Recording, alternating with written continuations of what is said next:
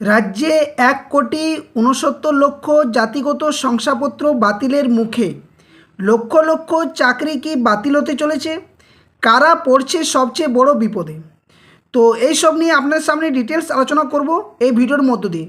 Hello friends, welcome to my YouTube channel the web education. So friends, এই মুহূর্তে আপনাদের জন্য একটা গুরুত্বপূর্ণ আপডেট। সেটা হচ্ছে, আপনারা সকলে জানেন যে গত দুদিন আগে রাজ্য সরকারের তরফ থেকে একটা নোটিফিকেশন জারি করা হয়, যেখানে এসওপি দিয়ে একটা নোটিফিকেশন আসে ওবিসি সার্টিফিকেট সংক্রান্ত বিষয়ে, যেখানে বলা হয় যে ওবিসি শংসাপত্র যে সমস্ত রয়েছে তাদের সমস্ত কিছু রিভেরিফিকেশন করা হবে এবং যাচাই করা হবে। তো এই নিয়ে সারা রাজ্য জুড়ে কিন্তু একটা তোলপাড়। এবং আপনারা জানেন যে এই নতুন সরকার আসার পরেই যে 2024 সালে কলকাতা হাইকোর্টের যে নির্দেশ দিয়েছিল ডিভিশন বেঞ্চ, সেখানে বলা হয়েছিল যে 2010 সালের আগে পর্যন্ত যে সমস্ত ওবিসি কাস্ট সার্টিফিকেটগুলো ছিল সেগুলো বৈধ, বাকি সবই কিন্তু রিভেরিফিকেশন বা যাচাইকরণ হবে এবং তার পরিপ্রেক্ষিতে কিন্তু তাদেরকে বাতিল করা হবে। তো এক্ষেত্রে হাজারো এবং লক্ষ লক্ষ চাকরি প্রার্থীর মুখে একটা হতাশার যে আভাস সেটা কিন্তু দেখা যাচ্ছে এই মুহূর্তে। কারণ অনেক চাকরি প্রার্থী রয়েছে যারা হয়তো কোনো একটা পরীক্ষাতে বসেছে, পাস করেছে, অনেকে ডিএড বিএড ওবিসি সার্টিফিকেট দেখিয়ে হয়তো ডিএলএড করেছে, বিএড করেছে, তাদের ক্ষেত্রেও কিন্তু নানান সমস্যা তৈরি হচ্ছে। এমনকি কলেজ বিদ্যালয় ভর্তি থেকে শুরু করে নানান সমস্যার সম্মুখীন হতে চলেছে। তো সমস্ত তথ্যটা এখানে তুলে ধরার চেষ্টা করব আপনার সামনে। সকলে ভিডিওটা শেষ পর্যন্ত দেখুন এবং যারা চ্যানেল নতুন ভিউয়ার্স রয়েছেন অবশ্যই বলবো চ্যানেলটি সাবস্ক্রাইব করে পাশে থাকা বেল নোটিফিকেশন অন করবেন। তো চলুন ডিটেলস আলোচনা করা যাক। দেখুন কি বলা হচ্ছে, সংবাদ মাধ্যমে যে বিষয়টা উঠে আসছে, যে বলা হচ্ছে ১,৬৯,০০,০০০ জাতিগত শংসাপত্রের যাচাই শুরু। ইস্যু হয়েছিল 2011 সাল থেকে জারি করা নির্দেশ। অর্থাৎ রাজ্য সরকার 2011 সাল থেকে ইস্যু হওয়া ১,৬৯,০০,০০০ জাতিগত শংসাপত্রের যাচাই শুরু করেছে এবং প্রশাসনিক নির্দেশিকা ও নতুন মডিউলও কিন্তু নিয়ে বিস্তারিত যে দেওয়া সেটা কিন্তু হয়েছে। তো সেই নতুন মডিউলে কি কি বিষয় সেটা আমি এর আগে ভিডিও দিয়েছিলাম, আপনারা যারা দেখেছেন অবশ্যই জানেন। দেখুন এখানে কি বলা হচ্ছে বিষয়টা, না এখানে বলা হচ্ছে যে 2011 সাল থেকে যে ইস্যু হওয়া প্রতিটি জাতিগত শংসাপত্র সেগুলো পুনর্যাচাইয়ের কাজ শুরু করলো রাজ্য সরকার। রাজ্যে পালাবদলের পরে পূর্বতন সরকারের আমলের প্রতিটি শংসাপত্র পুনরায় যাচাইয়ের নির্দেশ দিয়েছিলেন মুখ্যমন্ত্রী শুভেন্দু অধিকারী।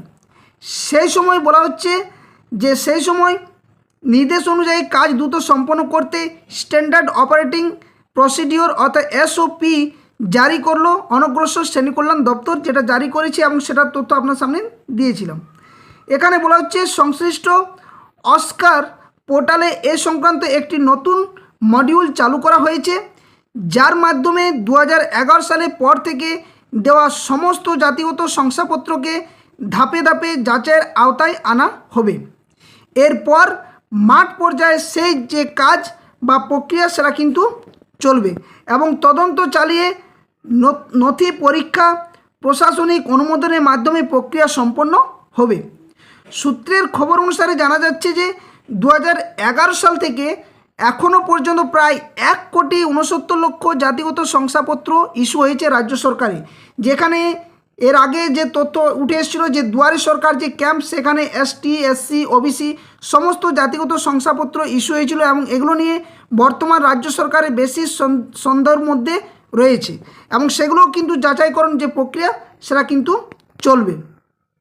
রাজ্যে জারি করা এসওপিতে জেলা শাসক, মহকুমা শাসক, বিডিও এবং সংশ্লিষ্ট আধিকারিকদের দ্রুত প্রয়োজনীয় ব্যবস্থা নেওয়ার নির্দেশ দেওয়া হয়েছে। তাদের বাড়ি বাড়ি গিয়ে সমস্ত নথি যাচাই করে পোর্টালে রিপোর্ট আপলোড করতে বলা হয়েছে। কোনো শংসাপত্র ভুয়ো প্রমাণিত হলে সেটি অবিলম্বে বাতিল করার অর্ডার জারি করে তা পোর্টালে আপলোড করারও নির্দেশ কিন্তু দেওয়া হয়ে গেছে। এক্ষেত্রে ব্লক ও মহকুমা স্তরে তদন্তকারী আধিকারিকদের নামে পৃথক লগ ইন তৈরির নির্দেশও কিন্তু দেওয়া হয়েছে। তো এই আধিকারিকরাই মাঠ পর্যায়ে যাচাই করে রিপোর্ট আপলোড করবেন এবং ব্লক থেকে রাজ্য স্তর পর্যন্ত পুনর্যাচাইয়ের যে অগ্রগতি সেটা কিন্তু নিয়ে MIS যে রিপোর্ট সেই রিপোর্ট কিন্তু পেশ করা হবে, যেখানে বলা হচ্ছে যে এই রিপোর্ট তৈরি করা হওয়ার পর পাশাপাশি ভুয়ো যে শংসাপত্র যাদের কাছে পাওয়া যাবে এবং বাতিলের প্রক্রিয়া শুরু হবে তার পৃথক তালিকাও কিন্তু তৈরি করা হবে। অর্থাৎ কি না, এখান থেকে রাজ্য সরকার সম্পূর্ণভাবে যে মডিউল, সেই মডিউল ভিত্তিতে ফিল্ড ভেরিফিকেশন হবে, পুনর্যাচাই হবে এবং সেখান থেকে যে সমস্ত জাতিগত শংসাপত্রগুলো ভুয়ো বা জাল ধরা পড়বে সেগুলো আলাদা লিস্ট প্রকাশ হবে এবং তারপর তাদের আইনত ব্যবস্থা, সাথে সাথে চাকরি পরীক্ষায় বসা থেকে শুরু করে ইতিমধ্যে যারা চাকরি পেয়েছেন তাদের ক্ষেত্রেও কিন্তু নানান সমস্যা তৈরি হতে পারে। তো একই সঙ্গে সম্প্রতি ডায়মন্ড হারবার, রানাঘাট, বসিরহাট, মালদহ এলাকার একাধিক জাতির শংসাপত্র বাতিল করা হয়েছে এবং এটা খুবই তাৎপর্যপূর্ণ বিষয় যে এই সমস্ত জায়গাগুলো থেকে যে বাতিল করা হয়েছে সেখান থেকে তাদের বিরুদ্ধেও কিন্তু রাজ্য সরকার কড়া ব্যবস্থা নেওয়ার জন্য তৈরি রয়েছে। প্রশাসনিক সূত্রে খবর যে এক্ষেত্রে জিরো টলারেন্স নীতি অবলম্বন করা হয়েছে। পুরো বিষয়টি কড়া হাতে দেখতে বলাও কিন্তু হয়েছে। সেই কারণেই এই কাজের সঙ্গে যুক্ত আধিকারিকদের সম্পূর্ণ নতুন পোর্টাল করে লগ ইন করতেও বলা হয়েছে। তো এখান থেকে অনেকগুলো প্রশ্ন জাগছে যে তাহলে যারা পরীক্ষা বা ইন্টারভিউ দেবে বা যাদের হয়তো নিয়োগ প্রক্রিয়ার ক্ষেত্রে কিছু বাকি রয়েছে, হয়তো সাময়িক হয়তো 90% হয়ে গেছে, 10% বাকি রয়েছে, তাদের ক্ষেত্রে কি ঘটবে? তো এটা একমাত্র সরকার জানে এবং এক্ষেত্রে একমাত্র সেই সমস্ত আধিকারিক বা সেই সমস্ত দপ্তর জানে যে দপ্তর থেকে পরীক্ষাগুলো কন্ডাক্ট করানো হয়ে থাকে। এবং আজকে আমাকে একটা আমাদের এই চ্যানেলের স্টুডেন্ট প্রাইমারি টেট ইন্টারভিউ প্রস্তুতি নিচ্ছে, সেও কিন্তু আমাকে ফোন করে বলছে, দাদা তাহলে কি এই প্রাইমারি ইন্টারভিউতে আমার যে নাম্বার আছে সেখানে ওর অবশ্য 94 রয়েছে, সে কিন্তু বলছে বারবার যে আমার কি তাহলে ওবিসি সার্টিফিকেট তো 2010-এর পর, তাহলে তো আমার তো বাতিল হয়ে যাচ্ছে, তাহলে আমার কি সমস্যা হবে?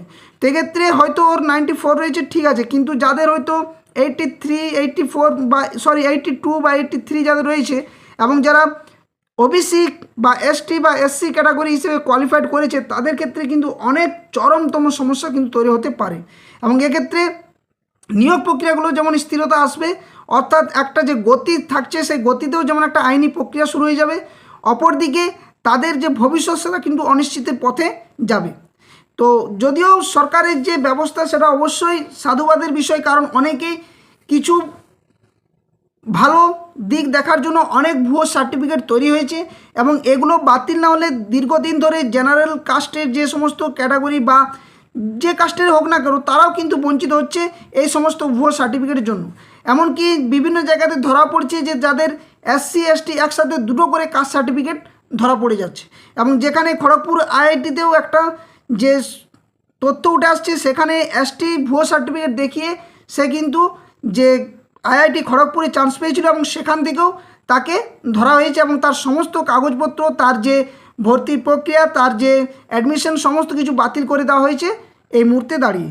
তো অবশ্যই এই তথ্যগুলো খুবই গুরুত্বপূর্ণ, কারণ এই মুহূর্তে দাঁড়িয়ে এতগুলো জাতিগত শংসাপত্র খতিয়ে দেখবে এবং তারপর সেগুলো বাতিলের মুখে যাওয়া এবং সেখানে মনে হচ্ছে না যে কম করেও 1 কোটির কম হবে যে জাতিগত শংসাপত্র যেগুলো বাতিল হবে না, অর্থাৎ 1 কোটি বা তার ঊর্ধ্বেও কিন্তু বাতিল হতে চলেছে এসসি এসটি ওবিসি এই সমস্ত যে জাতিগত শংসাপত্র সেগুলো মিলে। এবং এটা একটা ঐতিহাসিক একটা সিদ্ধান্ত, যেখান থেকে অনেক কিছু পরিবর্তন, অনেক কিছু কম্পিটিশন, অনেক কিছু পরিবর্তন ঘটতে পারে বলে মনে করা হচ্ছে। তো এই ছিল সম্পূর্ণ আপডেট। ভিডিওটি যদি ভালো লাগে অবশ্যই ভিডিওটি লাইক করবে, বাকি শেয়ার করবে। আর যারা চ্যানেল নতুন ভিউয়ার্স রয়েছে চ্যানেলের সদস্য হওয়ার জন্য অবশ্যই চ্যানেলটি সাবস্ক্রাইব করে পাশে থাকা বেল নোটিফিকেশন করবে। আর যারা ফেসবুক পেজ থেকে দেখছো অবশ্যই বলবো ফেসবুক পেজটি ফলো করে রাখবে। ভিডিও ডেসক্রিপশন বক্সে ফেসবুক পেজের লিঙ্ক দেওয়া রয়েছে, সেখান থেকে ফেসবুক পেজে যুক্ত হয়ে যাবে। ওখানেও যে কোনো আপডেট নিউজ তথ্য তোমরা যথাসময়ে পেয়ে যাবে। তো ভিডিওটা বেশি লেন্দি করছি না, সকলে সুস্থ থাকো, ভালো থাকো, ধন্যবাদ, জয় হিন্দ।